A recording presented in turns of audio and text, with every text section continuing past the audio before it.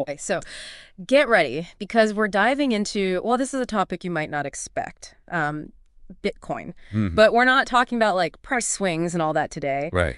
You shared your interest in how Bitcoin could like actually connect to social and political change. Yeah, yeah. And we found this interview with Trey, a self-described progressive Okay. that really dives right into that. Interesting. Right. Because usually when we think Bitcoin, it's all like, tech and finance, Yeah, not like, social impact. exactly. And Trey's argument is, well, it's pretty bold. Huh. He's saying that Bitcoin isn't just for like, the wealthy or the tech savvy, Right. but could actually be a tool to achieve, social justice, maybe even bridge the political divide. That's what's so fascinating about this, right? Because Trey's argument is that since Bitcoin isn't controlled by any government or institution, it like levels the playing field.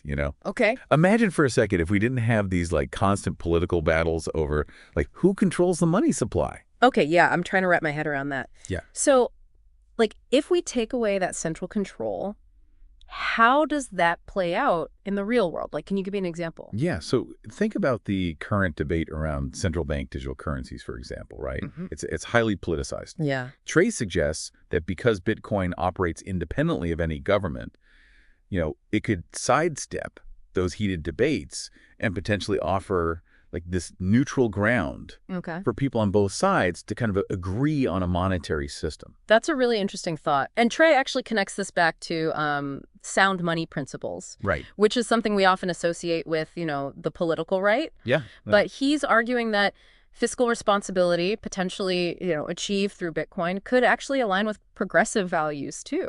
It's a thought-provoking argument, isn't it? Yeah. Because imagine a system where, you know, governments are more fiscally responsible, Okay. potentially freeing up resources to fund the social programs that, many progressives prioritize. Yeah. Yeah. So it challenges this assumption that sound money and, robust social programs have to be at odds. So how does Trey convince people to look past, the crypto bro stereotype Right. and see this different side of Bitcoin? Yeah, well, he starts by sharing his own journey, right? Oh, okay. He admits to being initially turned off by that same stereotype, Yeah. but was drawn in by Bitcoin's potential to empower individuals, particularly those who are, underserved by traditional systems. Yeah.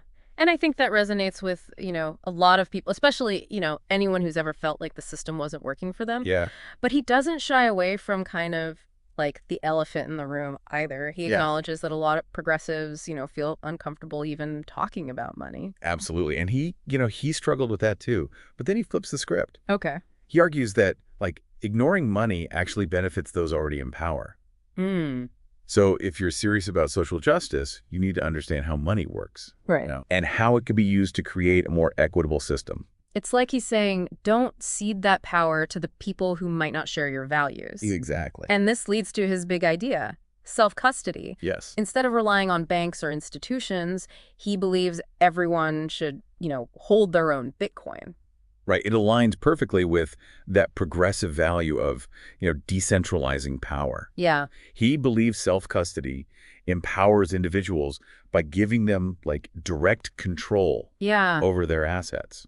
So it's about like taking control of your own financial future. Yeah. I can see how that would appeal to people across the political spectrum. Absolutely. But does Trey give any concrete examples of how Bitcoin is already being used for social good? So while the interview doesn't necessarily, like, dive deep into specific examples, Okay. he does hint at Bitcoin's potential to revolutionize things like cross-border remittances, especially for, developing countries. I mean, we did some research of our own, right? And turns out there are already like incredible stories of people using Bitcoin to empower marginalized communities Wow. and even fund like humanitarian aid in places with limited access to traditional banking. That's incredible. It seems like Bitcoin is already making a real world impact, wouldn't you say? Absolutely. Yeah, there's a lot more to this story than just, like, price fluctuations, Yeah. right? Yeah.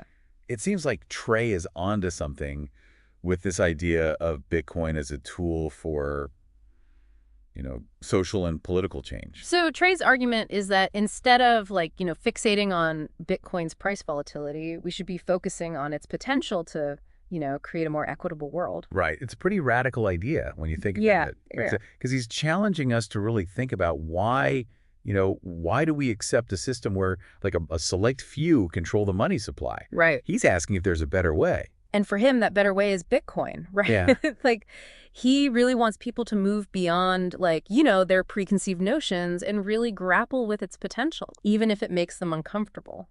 And he acknowledges that it's not like a perfect solution. Yeah, right. He brings up, the valid concerns about Bitcoin's energy consumption, its potential for misuse, Right. the need for regulation to prevent harm. It's refreshing to hear someone acknowledge both the potential benefits and the risks, wouldn't you say? Absolutely. It makes the conversation much more, like, balanced Right. and nuanced. He's not presenting Bitcoin as like, a silver bullet or anything. Yeah. Just a potential tool for change. Right. And it all comes back to that core idea of control, right? Yeah. Who has it, who should have it, Right. and how can we create a system that's, fair and equitable for everyone? It's a question that's been debated for centuries. Right. And it's fascinating to think about how, Bitcoin fits into that conversation. Exactly. And, while Bitcoin may not be the like ultimate solution, Right. it is forcing us to confront these issues in a new and challenging way. It's pushing us to think critically about the systems we've kind of, taken for granted. Which brings us back to Trey's central point, right? Yeah. This idea that embracing a decentralized system like Bitcoin could be that unexpected common ground Yeah. that unites people across the political spectrum. It's a powerful idea. Mm.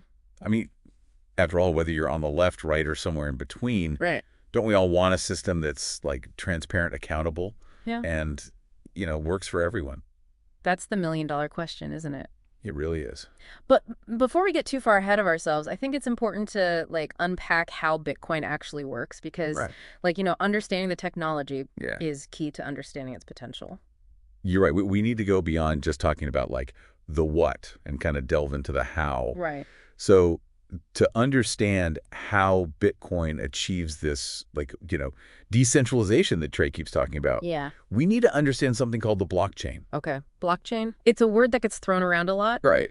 And to be honest, it's always sounded a bit intimidating to me. Yeah, I can see that. Can you break it down for me like I'm 5? Okay, so I like to think of the blockchain like a giant public ledger, right? Okay. That keeps track of every Bitcoin transaction ever made. Okay. And the key here is public. Okay. It's not controlled by any single entity like a bank or government, but it's distributed Okay. across a network of computers around the world. So instead of one central authority, it's like a whole bunch of people keeping track. Exactly. And everyone has a copy of the ledger. Exactly. That's what makes it decentralized. Okay. And because it's distributed, it's also incredibly secure. Okay. Think about it. To tamper with the blockchain, you'd have to hack into countless computers Yeah. simultaneously, which is practically impossible. Right. This is what allows Bitcoin to exist independently of any government or financial institution. Okay, I think I'm starting to get it. But how does that tie back to, Trey's vision of a more equitable world? Yeah. What makes Bitcoin different from, say, just using, digital money through my bank? That's a great question. Yeah. So think about it this way. Right now, when you use your bank's digital money, Yeah.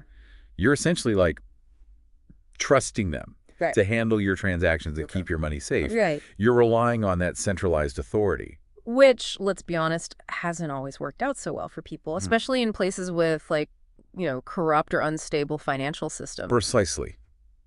But with Bitcoin, because it's decentralized, Okay. you're removing that reliance on potentially untrustworthy intermediaries. Okay. It puts the power back in the hands of individuals, allowing them to transact directly with each other, Right. regardless of their location or political situation. So, in a way, Bitcoin levels the playing field. By giving everyone access to the same financial tools, regardless of who they are, where they live. It's like this global open source financial network. You got it. And that's why Trey and others believe it has the potential to, address some of these systemic inequalities that Yeah. exist in the world today. it's a powerful idea. Yeah. But I imagine there are also, like, challenges to getting people on board with something so different Sure. from the systems we're used to. Absolutely, yeah. And Trey himself admits, it's an uphill battle. Right. One of the biggest hurdles is simply getting people, like, comfortable with the idea of digital money that isn't controlled by a government, right? Right. It requires a shift in mindset.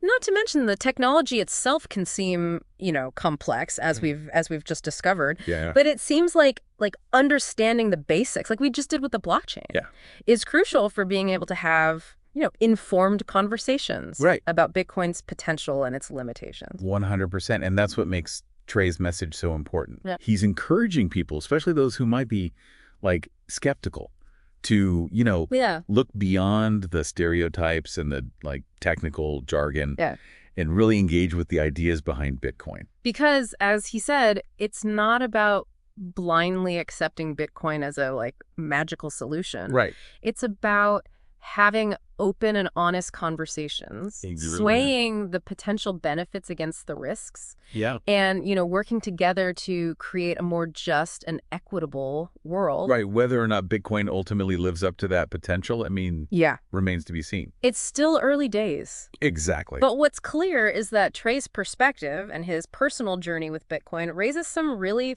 thought-provoking questions. It does. About, the future of money, technology, and their role in shaping a more just and equitable society. It's like he's saying, don't just dismiss it out of hand. Let's have a real conversation. Yeah.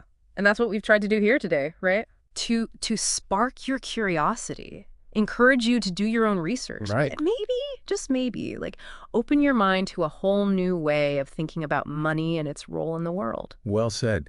And, if this deep dive has inspired you to learn more, we encourage you to check out the resources we'll be linking in the show notes. Right. There's a whole world of information out there. Right. And we're just scratching the surface. When you really think about it, it's interesting how much our current systems, like, rely on trust. Right. Like, we trust banks to handle our money, governments to, like, manage the economy, and institutions to, act in our best interests. Yeah. But what happens when that trust is, like, broken? That's a question that's at the heart of, the Bitcoin movement. Right. And it's not just about, like, economics, right? Right. It's about power. Yeah. Who has it? Who abuses it? And how can we, like, create systems that are more resistant to, corruption and manipulation? And Trey's argument is that Bitcoin, with its, decentralized nature, offers a potential solution by, like, taking control away from those centralized authorities and, like, distributing it amongst a network of users. It could lead to a more, transparent and accountable system. Exactly. Think about it like this, right? Yeah. If you had to, like, keep a watchful eye on just a handful of, like, powerful entities, it would be a lot easier for things to, like, slip through the cracks, wouldn't it? That makes sense. It's like the old saying, like, absolute power corrupts absolutely. Right. Exactly. But with a decentralized system like, Bitcoin, it's much harder for any one entity to kind of, exert undue influence or control. And that's a powerful idea. Yeah. Especially for people who are concerned about, the concentration of power in the hands of a few. So while Bitcoin might seem, complex on the surface, at its core, it's actually a pretty simple idea.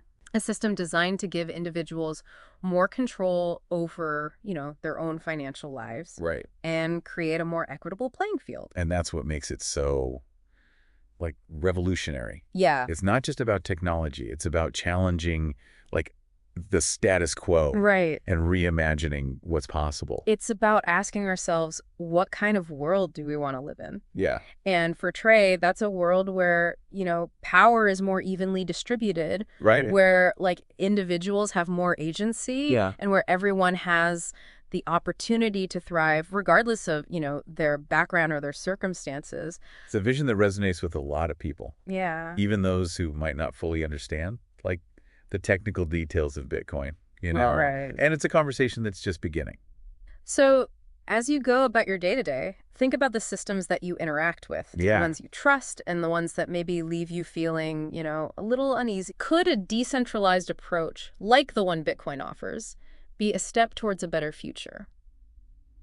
It's a question worth pondering. It is. And, who knows? Maybe you'll be the one to come up with the next big idea Yeah. that revolutionizes the way we think about, money, power, and the systems that shape our world. I like that.